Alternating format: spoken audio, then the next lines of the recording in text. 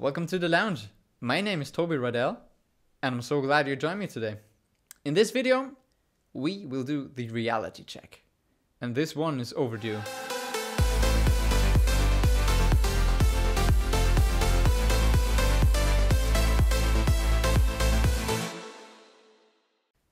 Today, we are going to do a reality check. So, what is a reality check? I am not talking about the question, am I dreaming? Is this real? What is real? What is not? What is reality? Or anything concerning the Matrix? That is not what we're going to talk about today. In a reality check, you confront yourself with yourself in some sense. How does that work? Well, what I mean is that you confront yourself with yourself some time ago. Let's say a year ago. What have you achieved? What have you reached? Or what did you not achieve during the last year? This period can vary. For example, if you want to measure your advancements or your achievements in sports or fitness or your workouts, 1 year is a little bit long because you want to see what your progress is on a monthly basis, for example. What are we going to compare? For example, there could be a positive outcome in this year. You could say, well, I've met a whole bunch of new friends. I had lots of good experiences during that year. I learned a new language. I started some new sports or any creative project. I started and learned a lot. Or you could say, well, last year wasn't good at all. I lost touch with a lot of people I actually care about because I never called them, or I didn't do enough with them. You could say, instead of starting a project, instead of doing something useful, like picking up a language, studying, putting the effort in projects or other topics you like, you just went to the bars or procrastinated in some other way. And the point is that you are unhappy with that. When you realize that the last year wasn't really good and wasn't what you expected, there's two important things. First of all, that happens. There are bad years. Not every year can be as good as the last one or even better than the last year. That just doesn't work. Because partly you just need a break, or sometimes you're unlucky, things don't work out. That's not a big deal. The thing is how to overcome that, how to continue. The second important thing is that you do not close your eyes and pretend that everything's okay and you will do that later and you'll get to that at a certain point in the future. And then you just close your eyes and pretend. The only issue, and actually a high risk, is that once you start this habit of saying, I will do that later, I'll come to that when the times are better, when it really fits, when my other problems are solved, and when I feel free to do that. I can tell you it will never happen. There's a high probability of it never happening, because things add up the second you do the one thing you should never do, and that is excuses.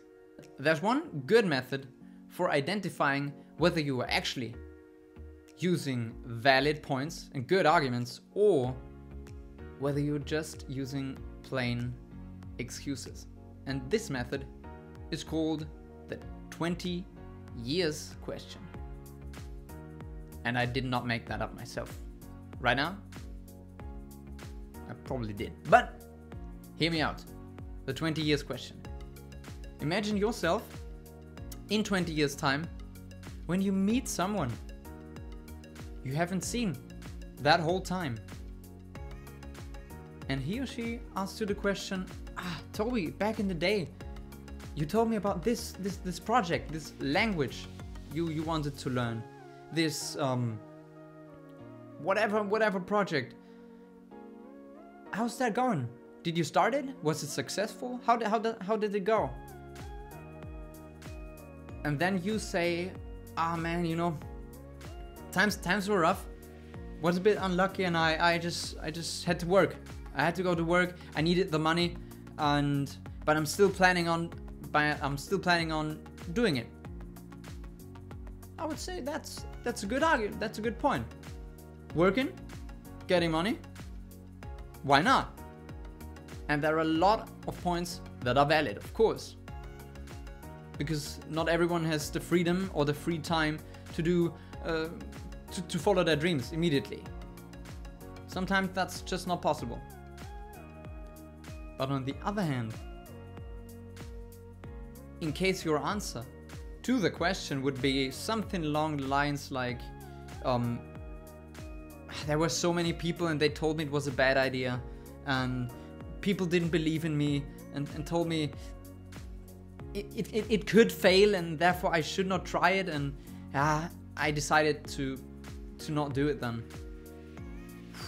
I don't know if that person would let that slide, because I can imagine a lot of people that would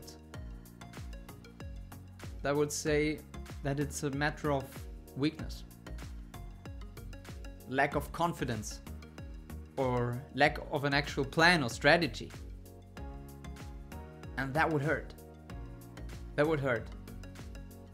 Needing to acknowledge that project that in the back of your head always was a dream of yours, but excuses kept you from starting.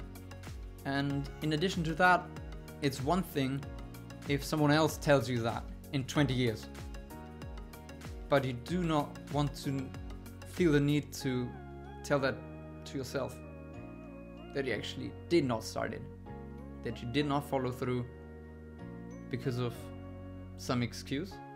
Let's try to see it from the other side. Let's say you started your project, you started picking up your language, and you improved over time, and then what?